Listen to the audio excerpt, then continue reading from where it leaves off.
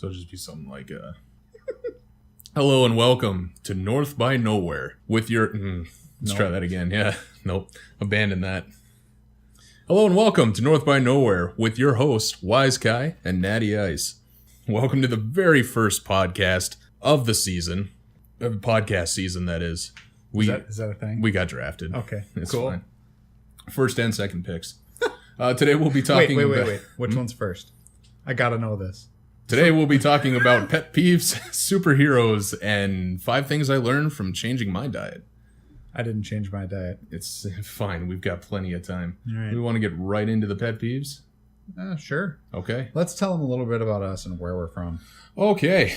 Go ahead. We're from the sprawling metropolis of Fargo, North Dakota. That's 113,000 people and growing.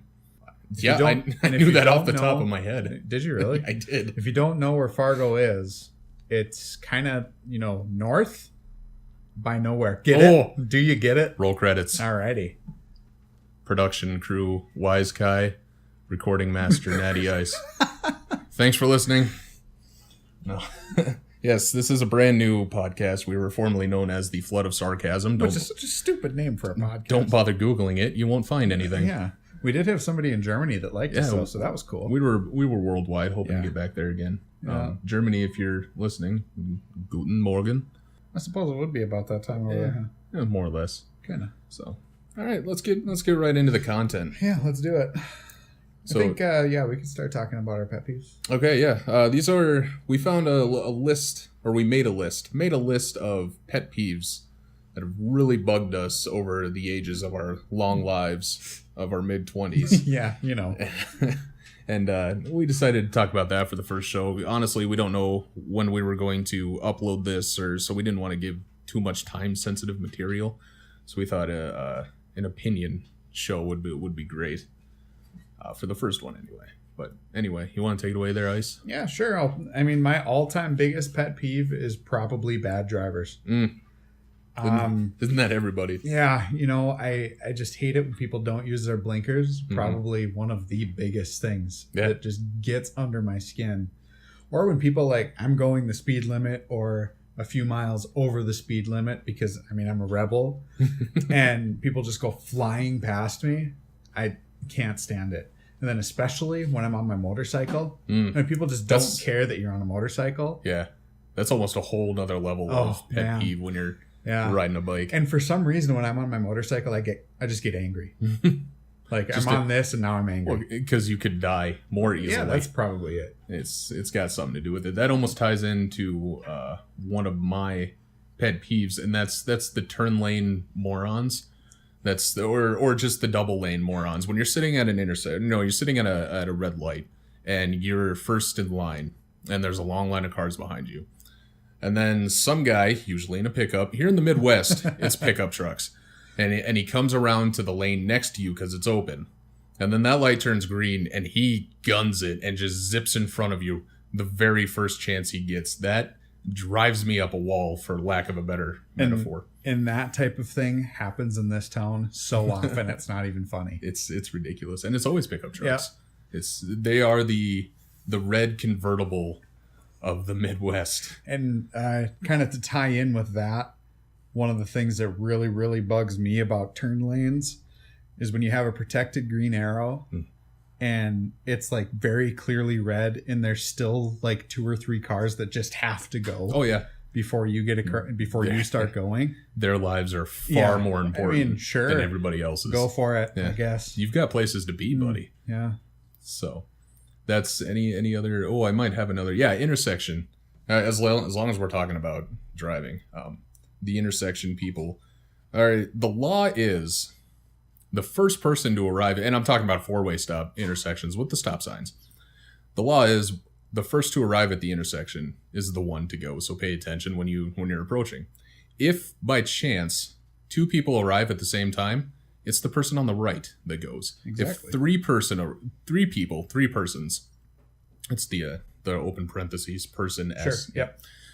If 3 persons were to arrive, then the person on the right still goes. The person on the farthest most right, think about it as a clock. And if 4 people arrive at the very same time, You are to get out of your car and shake their hands because that's a phenomena. Yeah, I agree. I actually don't know what happens if 4 people arrive at the I don't even think like our driving handbook says that. It's just whoever has the most polite go ahead wave, I think, at that point. Let's do an aside here. Okay. What do you think of roundabouts?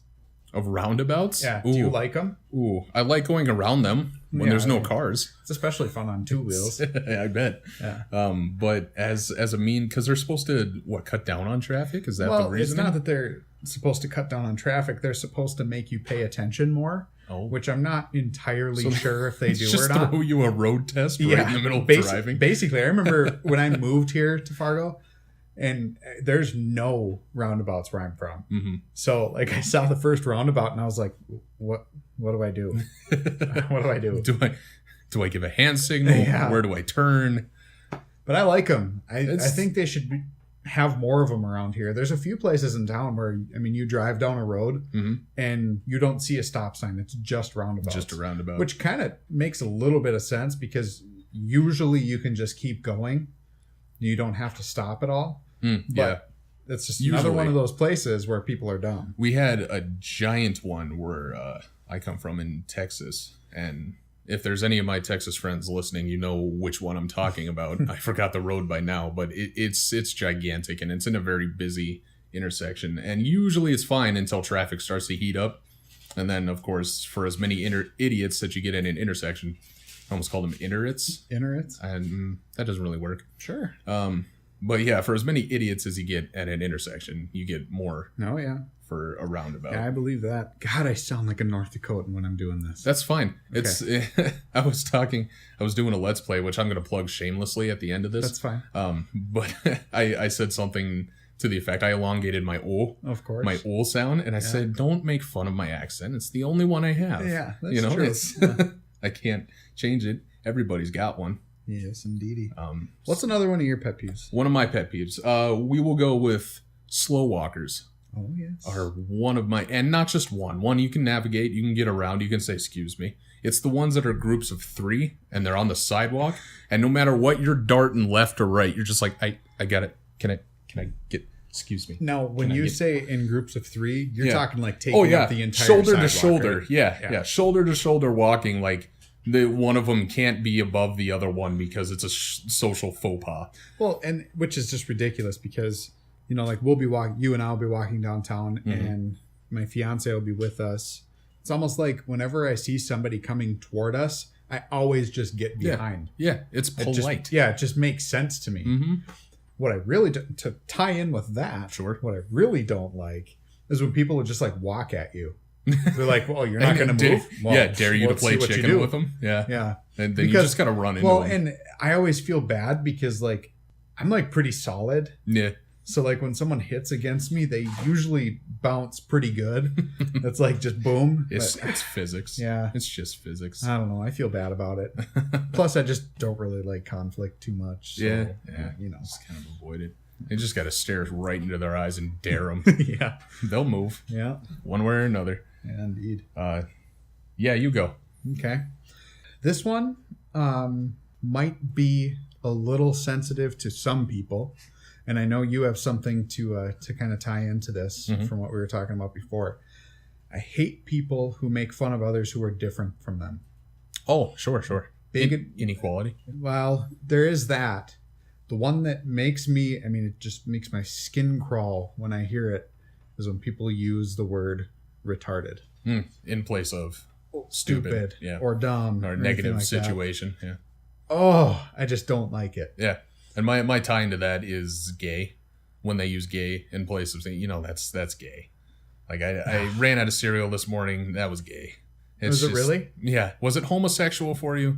Was the experience in any way sexually exciting from the male? I don't know where I was going with that. Okay. Well. But you get what I'm saying. So I follow this page on Facebook that's a spread the word to end the word. Oh, sure. Thing. Well, there was a video on there, and it was a gay kid with Down syndrome. Oh. And it was... He's got a rough life. Oh, yeah, he does. Yikes. But it was probably the coolest video I've ever seen, because this dude was just so cool with whatever he was doing. Mm-hmm. Like, he didn't care that he was walking kind of feminine or this or that. He was like, sure, this is just me. And that's like the beauty of people with Down syndrome. It's like, they're them. 100% of the time. Yeah, 100% of the time. Nobody's going to change them, and people should just accept them. Want to know why? Because they're people. That's right. Well, I think that's what freaks people out sometimes, is that they don't have any masks to wear like we do and try to hide ourselves. But yeah, when you use phrases like gay or retarded in place of stupid, like some of these insults that we use to describe situations have a timestamp on them. Mm-hmm. You know, back in the time of our grandfathers and our fathers of our grandfathers, racial slurs were rampant, and they were treated like they are today. Somebody says them, somebody else might get a little shock factor out of it, but then it just kind of, you know, they glance over it. Now, if you say it, a racial slur, I mean, you better look over your shoulder for that right hook coming your way. Mm-hmm. But it's time to end it, because you're not so much insulting the situation or even describing it properly as you are putting down an entire people. And that to me is just, it's unforgivable. And I would have to agree with that. Yeah. So if you come up to me and you said you ran out of Cheerios and that was gay, I'm going to walk. I'm just going to straight 180 and walk away from the conversation. That's like, well, I mean, clearly you're not thinking enough to be talking to me right now. So I really let's don't try have this time again. for that. So we'll go on to the next one. Oh, where am I? Yeah, shopping cart obliviousness. You need to explain that. That's the one where you're in an aisle and you're looking for the deodorant. You're looking at the deodorant, or trying to. And there's that guy who put his shopping cart in front of where you need to look and is down the other end of the aisle looking at something. And you sit there and you move his cart politely and you just move it away. And he doesn't even notice what he's doing wrong. There's that guy. And then there's the one that just don't know how to drive a shopping cart. Well, it's really not that hard. You just follow the rules of the road. Like, there's a coming and going flow of traffic. And yeah, people walk on the wrong side of what we would consider against the flow of traffic, but you can get around those people, you know. And it kind of goes back to the slow walkers. If they take a shopping cart and they're in the middle of the lane walking slowly, I'm going to lose my mind. I would kind of go with that because it's kind of shopping, I guess. So say you're walking in the mall. Yeah. And people are like walking directly at you when you're on like the right side. We drive on the right side. Why can't we walk on the right side? Do you think that's different? Because we usually do have that flow going on with the exception. But do you think that's different over in Europe where they drive on the other side? It could be. I don't know. That's interesting. If anybody out there is from Europe, drop a comment on it. Yeah. We'll read it aloud. We'll cite your source. Yeah.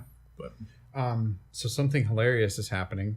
My laptop just decided to reboot. Really? So I remember what my next one was. So we're experiencing tech. Well, either way, my next pet peeve is people who spoil things. Oh yeah, which that's a bad one. I mean, I think that's a lot of people's. Yeah, and truthfully, you don't see it too often, really. You scroll through Facebook and you see something. Yeah, that just makes me mad. Right. It's like, so we went and saw the Avengers last night. Yes. Like if someone would have put something on Facebook or on Twitter saying some sort of big spoiler from it, my God, I would have been mad. Right. Yeah. It's not so much about the ending, though that is always the best surprise, especially, you know, when something is new and fresh to you. It is about the journey from point A to point B, but there's just some things you shouldn't do, and spoiling is one of them. I think movies is probably the biggest thing for me. But TV shows, I mean, it's the same thing. Yeah.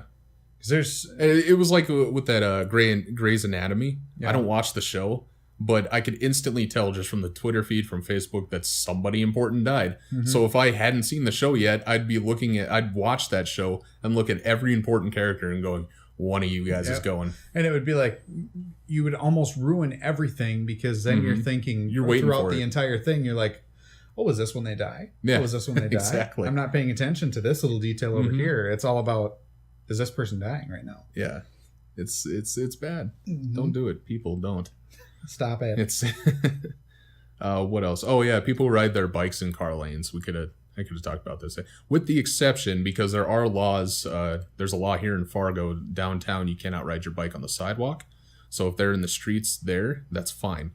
But I'm talking about the places where that's not a law, and there's clearly a sidewalk next to you, and you're riding 2 bicycles on the car lane, and you don't get over for traffic, especially when there's heavy traffic.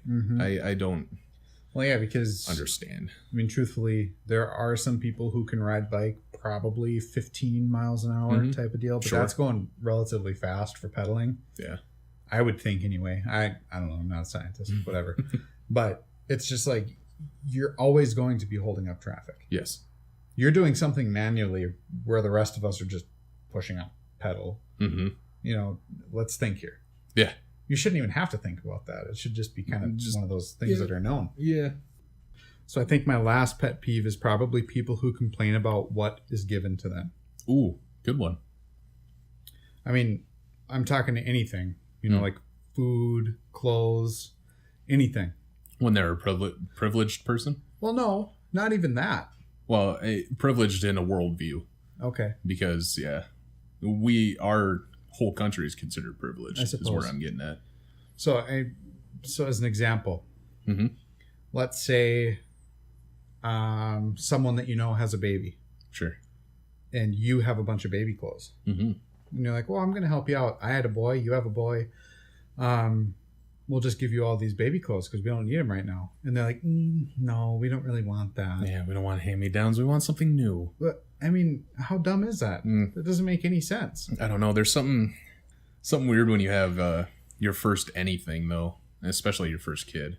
You want everything to be perfect, fresh, new. Which, and I get that. Yeah, I understand, but I also just, I mean, if people are going to be nice enough to give you stuff that they spent their money on, right? You really shouldn't complain. And it's the same thing with food. So let's say we throw a party here. Sure.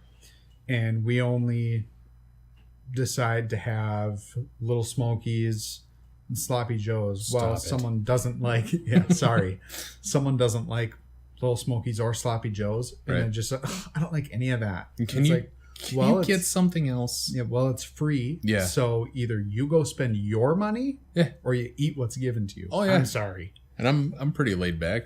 If someone brought other food, I'd be like, whatever.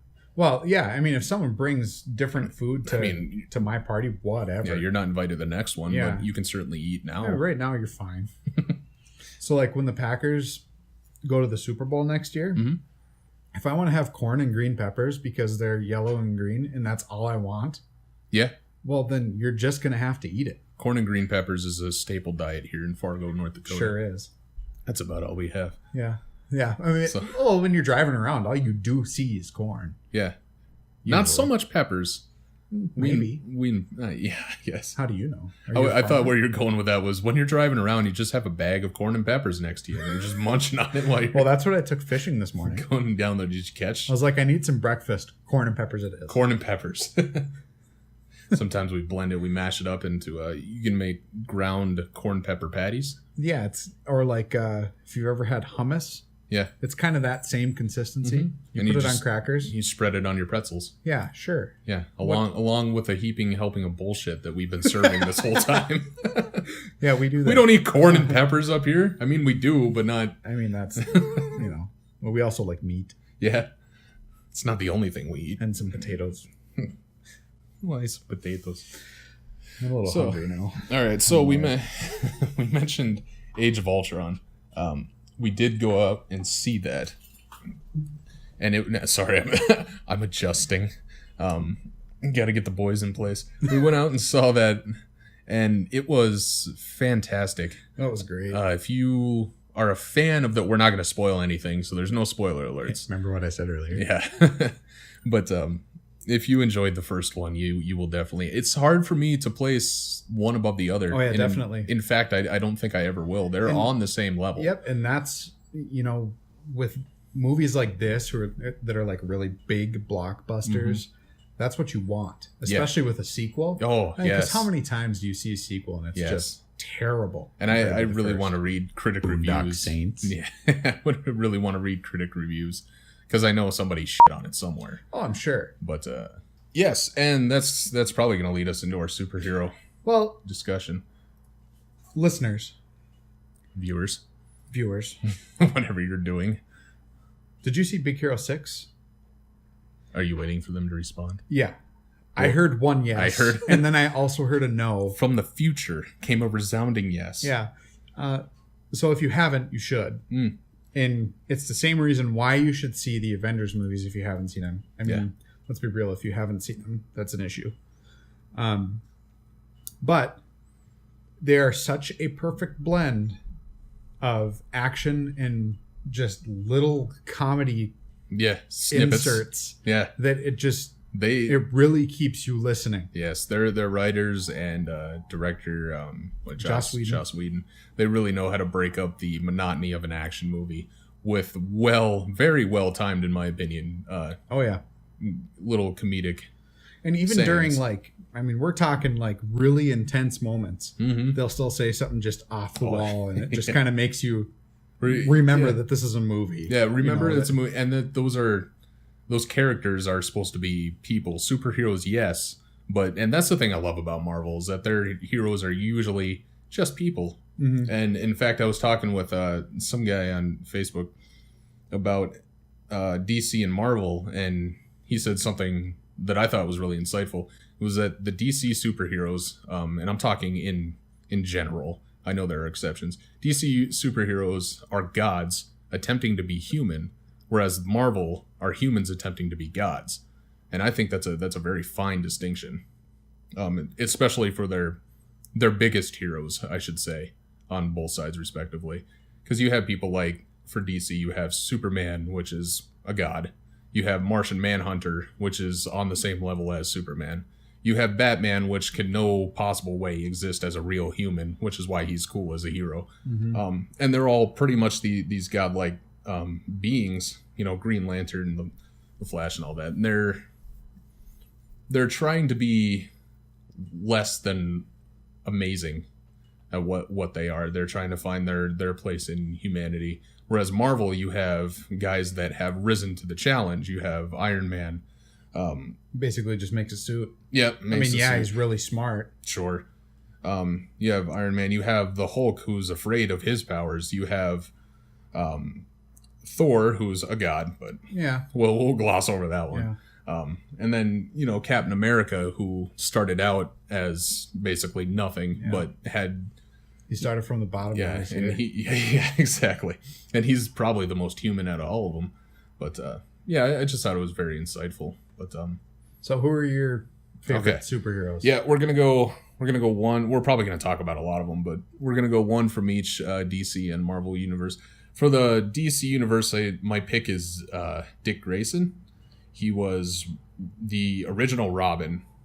It's from the Flying Graysons. Yeah. He if you ever saw the who was it? Was that Val Kilmer? Where it was Batman and Robin? No, that was the George Clooney one. Was it? That was Bat Nipples one. I thought, were there two movies with? I think there might have been two. Okay, yeah. Anytime you see the origin story of Robin and it's a circus, his family was all up in the circus business, trapeze and whatnot. That's Dick Grayson. He was the first Robin, and then left Batman because Batman's a little psycho, dedicated to his job, I should say, and he became Nightwing. He's got his own series of comics, which are really fantastic. And then he becomes Batman for a while when Batman goes missing or, stays within the shadows, and then pops back into Nightwing once Bruce Wayne comes back to be Batman. And then I believe he has in the New 52, I'm not quite certain about this, but I believe he turns into some sort of agent, like secret spy agent who is working for Batman. Again, is that like a Justice League thing? Or no, I think it's just I think it's just titled Grayson. Like he's not Nightwing. He's just him doing himself there. I don't know. So I'll have to check that one out. But cool aside about Dick Grayson is that there's this new show on Fox. It's called Gotham. Yeah. It's all about it's about Jim Gordon. Yeah. And how he's starting out at the GCPD. That's the Gotham City Police Department. Right. And one of my favorite episodes, we've basically watched the entire first season. Sure. One of my favorite episodes is the one where the Graysons and this other circus family are fighting with each other. Oh. Well, at the end of it... And so wait, is Dick born yet?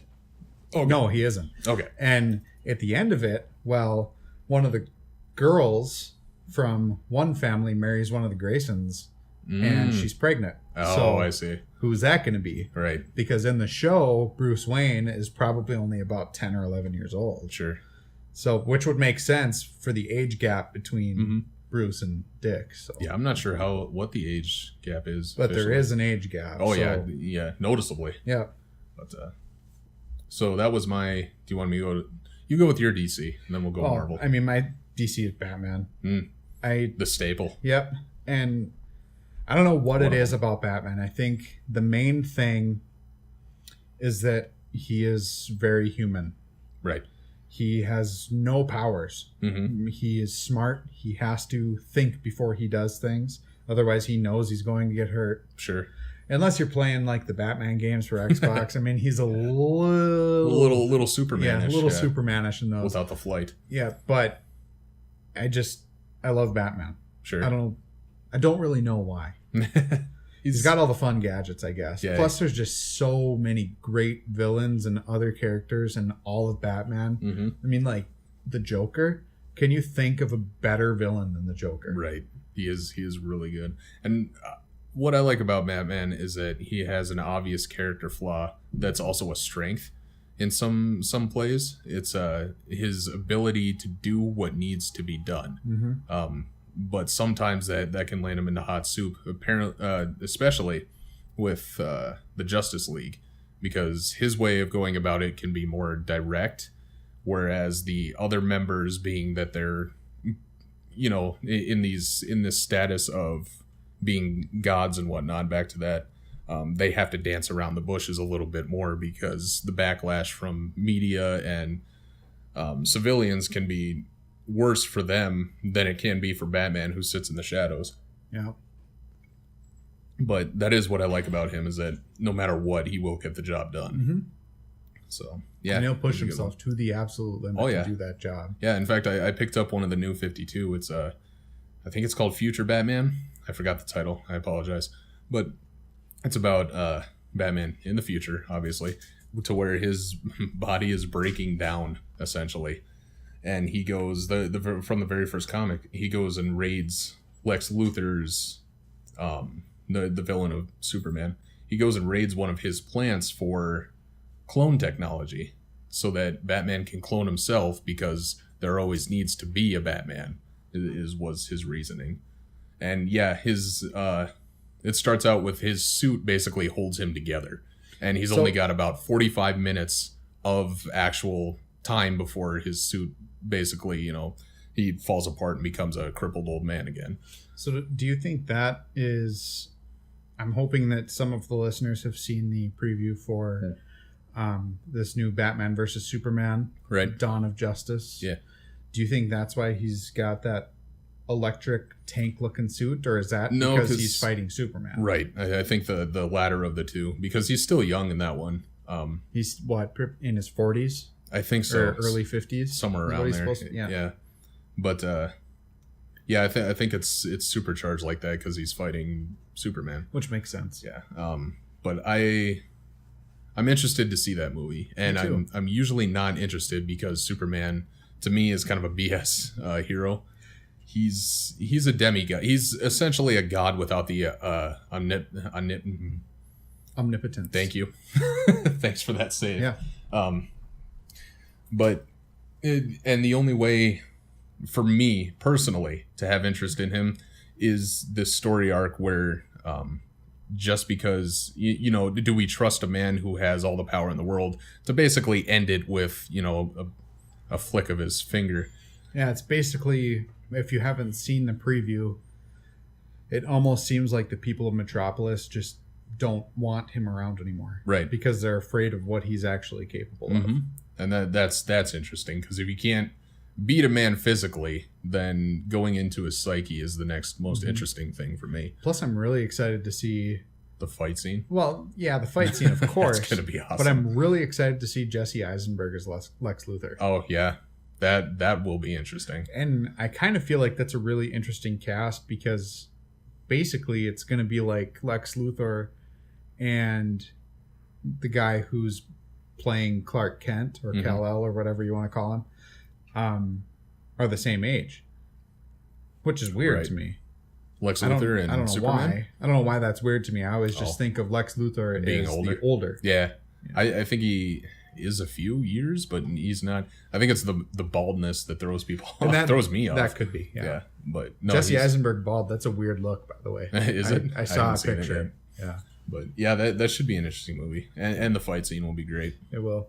And it's one of the always fun facts that Batman always has kryptonite on him because he is waiting for that time bomb to go off. He basically sees Superman as a trusted ally, but knows that he's walking the razor's edge, and at any point he can be a dominant force in saying, you know what, I'm just going to stop all crime everywhere with as much force as I want to, because who's going to stop me? So I also think, I like Batman. I love Batman. I already said that, but I'm interested to see what Ben Affleck can bring to him.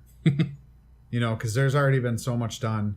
The only thing I didn't like about Christian Bale was his Batman voice. Yeah. But everything else about Christian Bale as Batman was just so perfect. It was good. It was such a good cast. I just had to wonder if he gargled with rocks before every recording. Either that or he just swallowed gravel. Yeah. One of the two. And just tried to talk. Because he kind of sounded constipated too. A little bit. So, and that would explain it. Mm-hmm.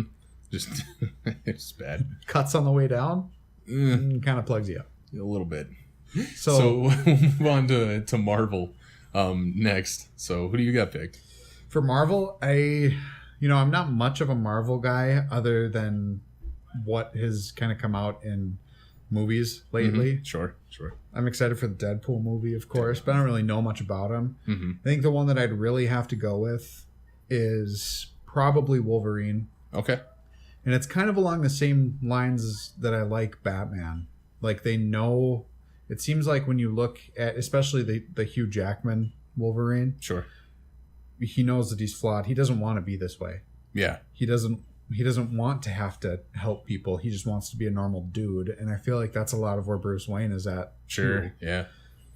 So I have to go with Wolverine. He's another one that does what needs to be done. Oftentimes, rubbing people the wrong way. Yes, because definitely. he takes a very more direct approach than any of the other X-Men, and usually any of the other Avengers when he's in that team.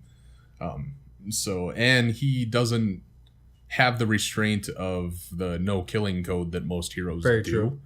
Yeah. He will oftentimes is stopped by his fellow teammates, but he will go that distance if he thinks it's appropriate. And I think one of the craziest things about Wolverine, is that he's a mutated mutant. Yeah. He's augmented. He's an augmented mutant. He already had the regeneration powers, and then they filled him with the adamantium. Right.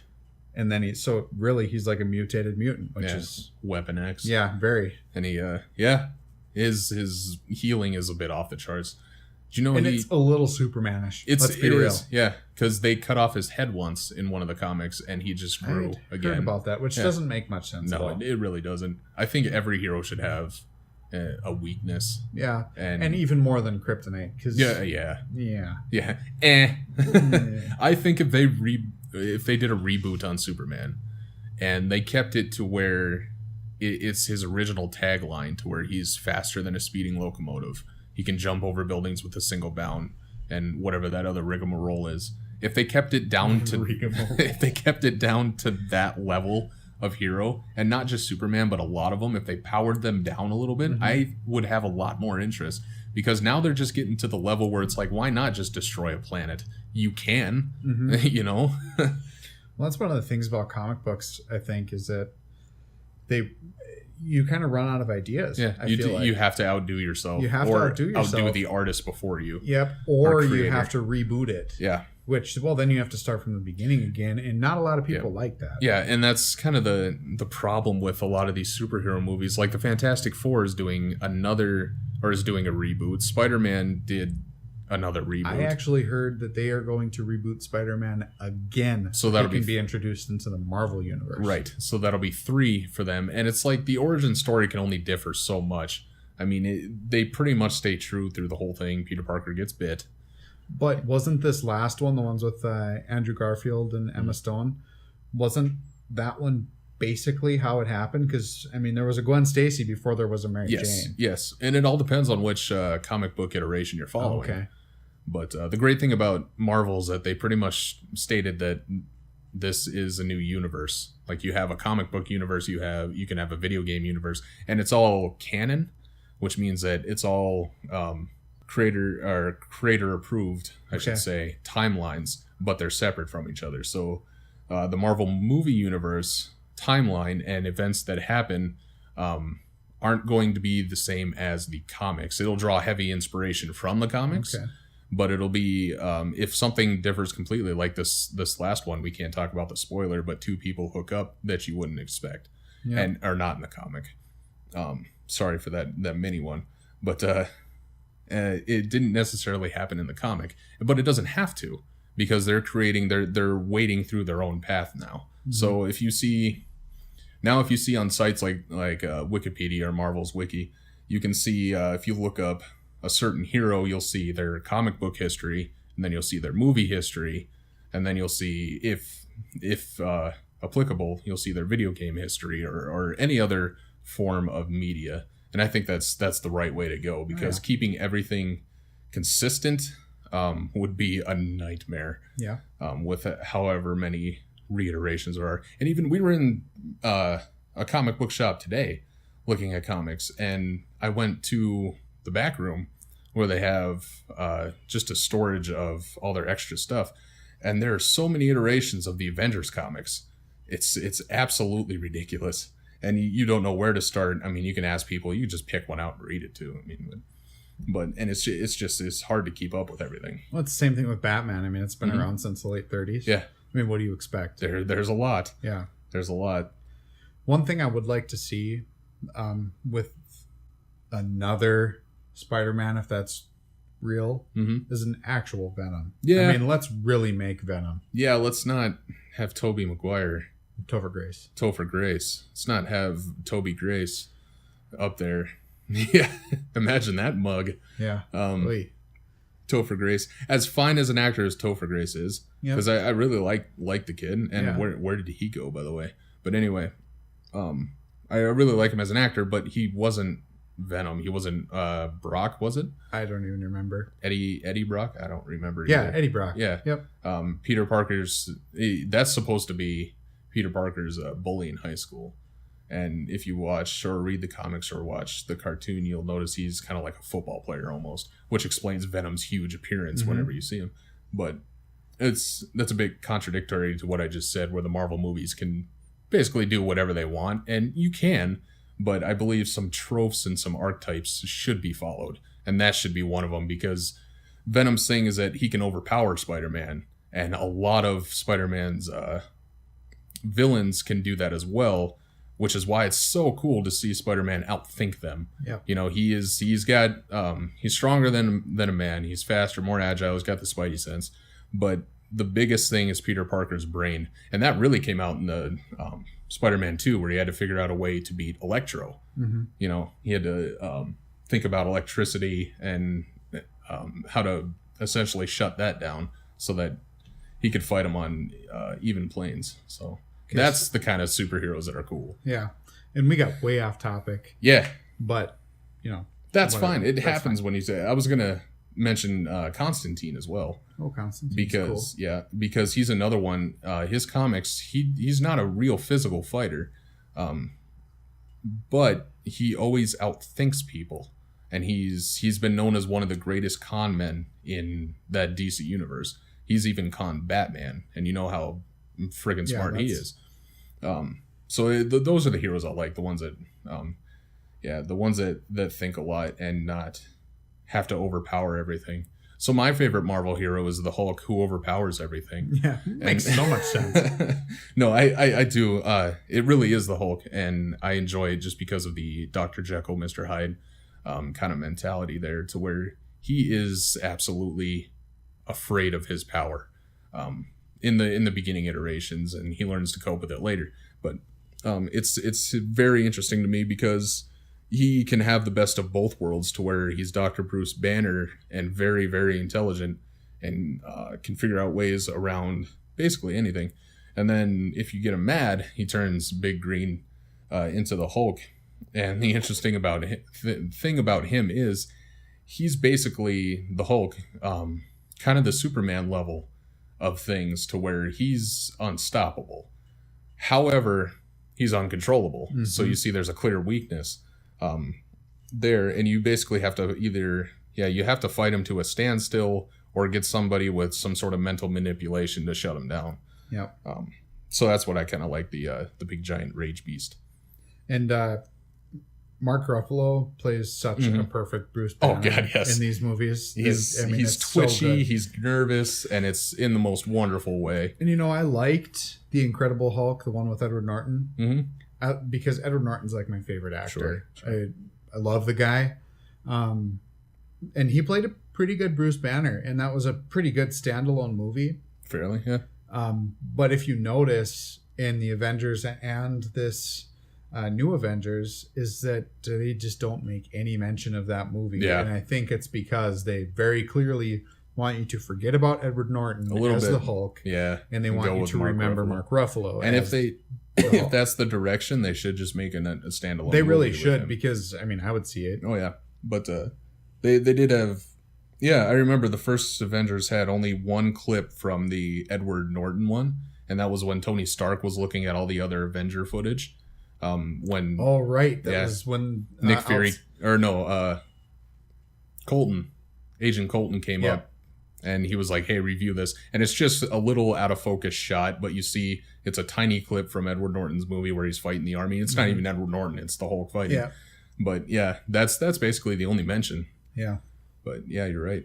Whatever though. So yeah, viewers, listeners, however you're doing this, write down your favorite superheroes. We could probably find something to talk about from Marvel and DC, and we'll pick the good ones, or all of them, because all of our tens of listeners. That's what right now. So should we shuffle on? Yeah, we may as well. All right, we'll shuffle on. We'll go on to 10 things. 10 things. We'll go on to 15. We'll go on to 5 things I learned from changing my diet. I recently did, and I kind of fell off of it a little bit, but that'll happen. Yeah, but I came back on it and continue to do so. Number one of the biggest ones, and I probably should have saved that for last, but number one is people confuse it with going on a diet, and that is literally the worst, because I'll be sitting there, the worst for me personally, because I hate small talk, but I'll be sitting there up in a break room at work, munching on a salad, and someone would come by and be like, "Oh, you're going on a diet, are you?" And I'd say, "Well, no, I just like to eat vegetables. I like to have a little green with all of the other crap that I'm eating." See, and I think that happens a lot because when you go out, or when you go to a place like any type of fast food place, are you going to eat shit? Yeah. Or are you going to eat a salad?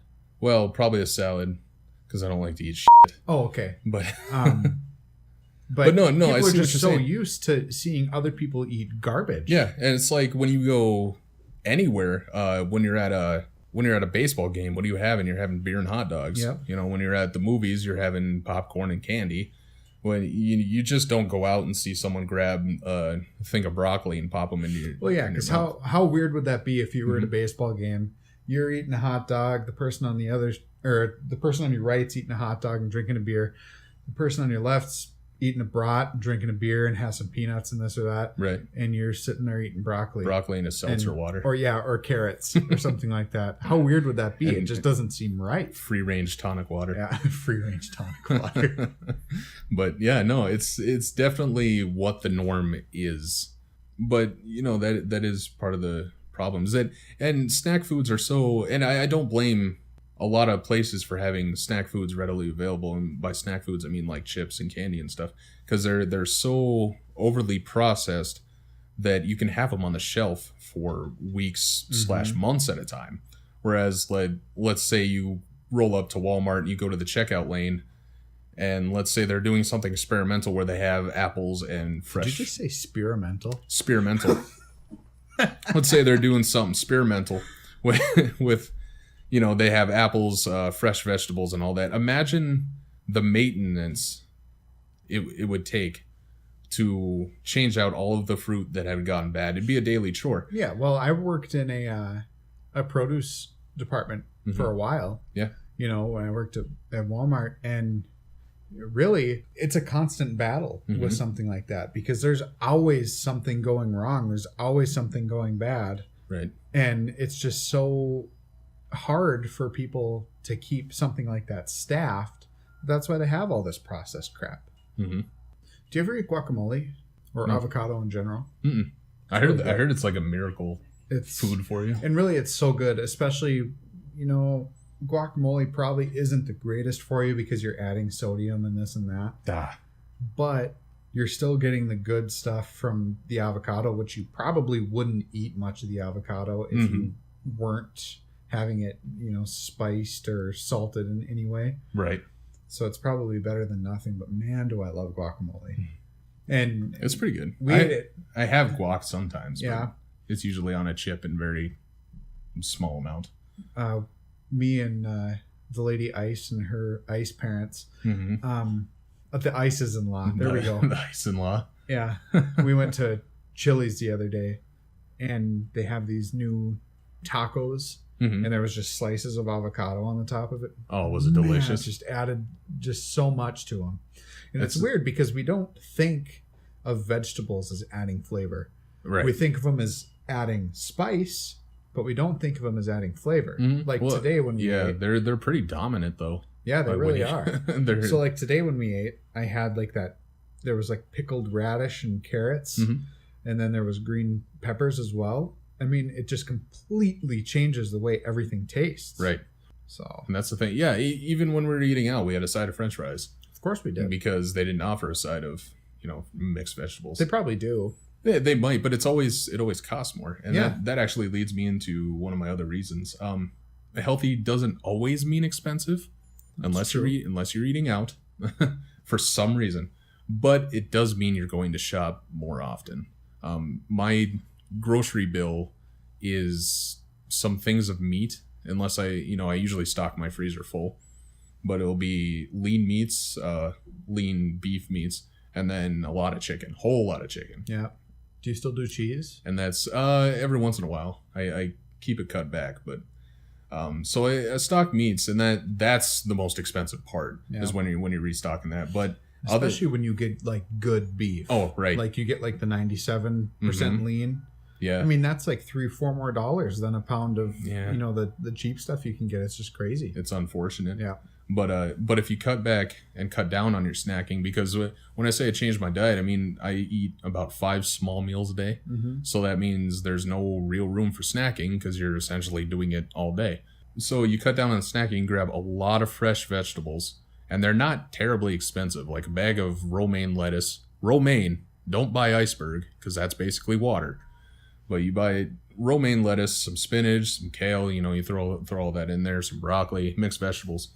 And it doesn't come out to be that expensive. However, because it is fresh, you're buying it a lot more often. I used to go to the grocery store once a paycheck and stock up on everything I needed because I'd buy a lot of freezer food. But now I'm going there, twice a paycheck, sometimes 3 times, just because I need to restock on the fresh vegetables that I either didn't get to or I ran completely out of. My body hates every second of it. Well, I'm sure it does. I poop too much. I poop too much. I poop way too. It's true. Because from the age of 18 till I was 27, I basically had no vegetables. Like not a single. Yeah, I'd have maybe a side of asparagus with steak because asparagus is good.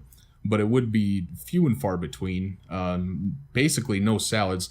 I would eat fruit because I love fruit. But I mean, that's just not the same. And there are studies going on and have been about the bacteria culture living in your gut. Yep. And if you feed certain bacteria certain things, that'll grow. Like, and I'm oversimplifying it, but let's say there's vegetable eating bacteria. Well, from 18 to 27, I mean, that's a lot of years. I essentially starved them all out. They're still there, just in fewer numbers. So if you start flooding your system with vegetables, all of a sudden it can't process it as well as it could. So what ends up happening is that I'm running to the bathroom quite a bit. How you liking the first podcast, ladies and gentlemen? But it does get better, and there's actually bacteria in there that are wicked smart. In fact, that The wicked smart? wicked smart. They learned how to knock on the nerve that makes you crave sugar. So if you're sitting there and you're just craving sugar because you've had it a lot in your life, it's probably that. The good news is you can starve that out too by ignoring those cravings somehow, some way. They're pretty strong. Yeah, that's one of those cravings that is just so hard to get rid of. Yeah, but because we're just force-fed sugar. Yeah, and it's readily available. Because what was the first thing that you started eating when you could like fully chew your food and everything? Cereal? Yeah, something like that. Something like that. Something processed, carbs and sugar. Yeah, full of carbs and sugar. Yeah. Yeah, so I get that. But yeah, you can reduce it and eliminate it. So it used to be a total shock to me when people come up and be like, I just don't really like chocolate that much or crave it that much. And I'm like, what are you? Yeah. Are you even human? Well, but it just had, and they were usually vegetarians and healthier people. But like I said, it does get better. So now I'm to the point where if I have, a salad and then some sort of chicken and then a bunch of fresh vegetables, I'm just fine. Don't you worry, listeners, about my health. I got this. And I feel like it's one of those things that you just get used to after a while. Yeah. Definitely. Eating vegetables as much as, and you know what? If asparagus wasn't one of the more expensive vegetables, I would have it all the time. Probably eat asparagus every day. I like Brussels sprouts too. Sure. Which is actually kind of weird because those are the two that make you stink. Yeah. But for some reason, they're just really good. They're delicious. And that's probably why, is because they're so much different than every other one. I've never really had kale. You mentioned it earlier. Oh, kale's pretty good. And you make the kale chips, right? Kale chips, yeah. Yeah. I'm sure I could get into that. Well, it's just one of those Welcome to Wise Guy's Cooking Corner. Yeah. Today we're going to make kale chips. And to do that, I'm actually going to go through the recipe. To do that, you just grab a bag of kale, you throw it into a bowl with olive oil, extra virgin olive oil. Yep. And then you mix it around. You might add some spice there. You might when it's done, but you mix it around. You put it in your oven at 300 to 350. You'll have to play with your oven settings. And you put it in there for about 10 minutes until the edges start to get brown.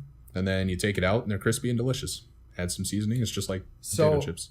Are they thick and strong enough? No. To where no, they're very thin. You couldn't even do any salsa or anything with them, or maybe maybe if it was really thin salsa or something like that. Yeah, you could probably find a recipe, I'm sure. But yeah, it's pretty delicious, pretty good stuff. The next reason is you realize how much garbage you consumed before. Oh yeah. You just, because right now I wake up, I have cereal, I go to the gym, I come back, I have eggs, I have salad, chicken, and then another vegetable, and maybe some more protein in there depending on what I've done at the gym. And then you just realize, you look back and you're like, God, I used to wake up and have a plate of eggs and do nothing with that energy. And I'd sit around, and then before work, I'd go grab a chicken strip meal with 6 chicken strips, mashed potatoes, gravy, onion rings. And don't forget the ranch to put on all of it. The ranch, and then have a dessert with it. Yeah. Like a candy bar or a brownie or something. And then I'd go to work, and I would go to a gas station and pick up 2 very large slices of Casey's pizza, which is delicious. Oh, my goodness. Yeah. And then I'd have a dessert with that too. I'd have some sort of candy bar and a soda. Don't forget all of the sodas with mostly every meal. And that, there's no vegetables in there. There's no fruits in there. There's some protein, but definitely way more carbs than you should ever have. Yeah, the ratios are just so out of whack with the way that we eat. Yeah, it's crazy. Well, it's because it can stay. You don't have to, it's going back to that argument. You don't have to maintain your grocery store a whole lot when all of your stuff is in boxes and cans. And now I remember what I was going to say. Oh, sure. Is that so yesterday, the lady Ice and I struggle with eating right. Right. We try so hard, but it's a battle. So yesterday we had some taco pizza corner. Okay. So we had some taco sauce that we were going to eat with it. I mean, and the stuff has probably been sitting in our refrigerator for, I don't know, half a year. Mm-hmm. So it doesn't expire for like 3 years. Really? Yeah. Wow. How insane is that? Yeah, that's a lot of preservatives. Yeah. And it's so weird because if you go back to our ancestors who struggled to have food and who fought through famine and had to hunt through it, if you said, I just have a cheeseburger that I can go and get, they'd be like, this is magic. Yeah, well, this they really is absolute magic. Wait, you just talking to this talking box and they give you food? Yeah, exactly. And then you have to pay with something that's not a sheep. Yeah. But yeah, and it's astounding. It is a wondrous technology that we can keep food on the shelves for as long as we can when used responsibly. But there is a lot of stuff that's bad for you. And I usually go, if my ingredients are longer than a paragraph, probably not the best thing for you. Well, and it's one of those things that, I mean, walk through a store. Mm-hmm. The people that you see definitely aren't using things responsibly. Mm-hmm. Oh, yes. The ones who are using things responsibly, I don't know if you've ever heard it, but stick to the outside aisles and you're probably doing good. Exactly. That's because all that processed stuff is all in the middle. Yeah. You know, and that's where fresh. You see the majority of your people. Yeah, buy fresh. Yeah. You know, but it goes, and I'm going right back because it's not going on a diet. That's something you do before a wedding, before a cruise, before, you know, something you want to look good for. You want to drop a couple. Yeah, I want my beach body to be nice. Yeah, exactly. You can crash diet, even though those are bad for you. They're terrible. But you can crash diet and lose 10 pounds in a month and feel fine. You're going to gain it back. Just be aware of that. But this is changing your diet to be a more of a healthier person, healthier version of yourself. The last reason is you feel great eventually. Like I would go to work with zero energy and not talk to anybody because I didn't have the patience for it. And now, after a few weeks of doing this, I'm a lot more energetic. Getting through 8 hours is basically nothing for me. And I can stand on my feet the whole time while doing it and not, you know, complain and moan inside my head or to Facebook about it. And to Facebook. But the thing with that is that was such an uphill battle because they say when you exercise, it pumps endorphins through your head, which it does, and you feel great. And when you change your diet, everything is linked chemically. So if you're changing your diet, your brain chemistry is changing as well, little by little. However, when you do it as I did, and just kind of flooded my system with good, healthy vegetables, and then went to the gym and flooded it with more chemicals that my brain was not used to receiving. A few hours after, I would feel great. I would crash and just feel terrible. And they say it can make depression worse, which is something I struggle with. And there was 2 times out of the first 2 weeks I was doing it, and I'm sharing a little soul bearing here with our listeners on this first episode, that after work, I came home and I sat in my car and cried for no reason. There was nothing that happened at work. Nothing adverse happened to me during the day. I just came home, and your thoughts match your mood when you have depression. Your mood starts first, and then the thoughts come later because it's trying to give you a reason to feel that way. Yeah. And so you just sit out there and think things that you don't need to think. And I just sat there and cried for like 10 minutes. And then I walked back inside, and the next morning I was fine. Mm-hmm. I woke up, I was chipper, and I went to the gym. But like I said, you feel great eventually, because now a couple weeks after this, I'm a whole lot better and a whole lot happier and a whole lot more energetic. And it's really just a good thing. And I'm guessing you cut a lot of the sugar out of your diet, mm-hmm. and you're eating the fats that are better for you, and you're probably not eating so many carbohydrates, right? Right. Yeah, and that's one of the things that, someone like me who has just eaten terrible food mm-hmm. for a long time, I just can't think of what it's like to actually have that like natural energy that you get from food. Mm-hmm. I mean, because it's almost, when I eat, it's almost always supplemented by some caffeine or something really sugary where mm-hmm. I'm going to get my energy from kind of. Yeah, and then crash hardcore. I still do that like, sometimes yeah, too. Yeah, but like when I think of eating, they say you eat some eggs to get your protein, and then you're going to have some good energy, long lasting energy. I've never experienced that. Never in my life. You should try. And I really should. Yeah, I know I should. And it's very hard. Like I said, for the first couple weeks, your body absolutely hates it, and it will try to reject everything. And that's what really makes it tough for people that are trying to better themselves. Because not only are you changing your diet and your body hates you for it, but if you're doing it right, you're exercising as well, which is something that's hard to stay with in the first place. But if you keep at it, they say it takes... Don't quote me. I think they say it takes 14 days for something to become a habit. So 2 weeks. Or maybe it was 30 days. I think it's 3. Oh, 30? 30? The lady is telling us The Lady 30. Ice tells us 30? Okay. So if you just and do all the little tricks that they tell you, write down what you eat, write down what you worked out on, and get a workout plan going, talk to a person. If you keep at it for long enough, your body will just get used to it. And then, like me now, if I try to go back, like Friday, I went and had that chicken strip meal. Yep. 6 chicken strips, all that crap.